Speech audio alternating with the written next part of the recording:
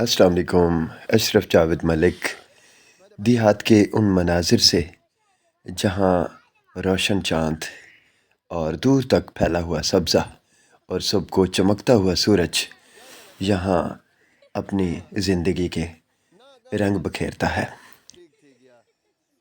ناظرین، ہم جب شہروں کے مضافات سے شہر منتقل ہوتے ہیں تو ہم قطعاً یہ بھول جاتے ہیں کہ زندگی وہی تھی جسے اس کی تمام سادگی، رعنائی اور معصومیت کے ساتھ ہم کہیں پیچھے چھوڑ آئے ہیں۔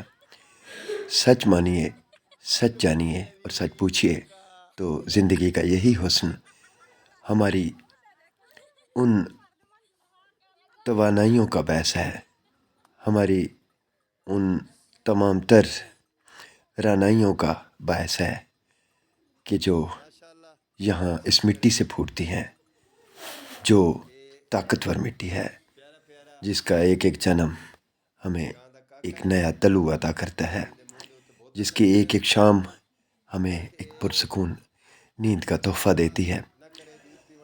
یہاں خالص غذا، دیسی مرغیاں، ان کے انڈے اور تازہ دودھ، پھل اور گھی ہمیں میسر آتا ہے، جبکہ شہر میں ہمیں یہ خالص غذائیں بہت ہی کم میسر آتی ہیں۔ انڈوں کو ٹوٹنے سے بچانے کے لیے کچھ اس طرح سے انہیں محفوظ کیا جاتا ہے جس طرح سے یہ بچہ بھوسا شاپر میں ڈال کر انڈوں کو محفوظ کر رہا ہے۔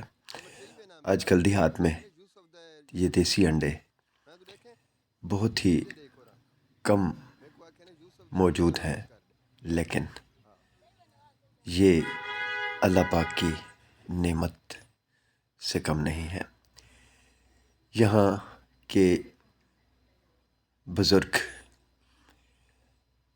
ان کچے گھروں کی رونق ہیں اور یہاں کھیلتے ہوئے بچے زندگی کو ایک نئی توانائی عطا کرتے ہیں۔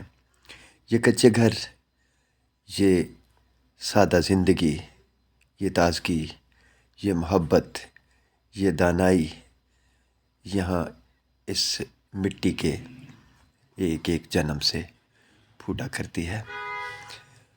آپ کو چاہیے کہ آپ بھی شہر کے ان مضافات کی طرف ضرور نکلا کریں جہاں محبت ہی محبت ہے۔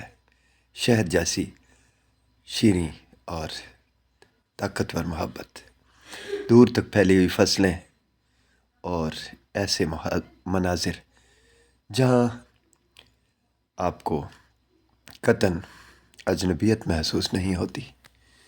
لوگ جہاں مویشی پالتے ہیں، مرغیاں پالتے ہیں اور اپنی زندگی کو آگے بڑھاتے ہیں، اور یہ ماں جو مجھے الوداع کہہ رہی ہیں۔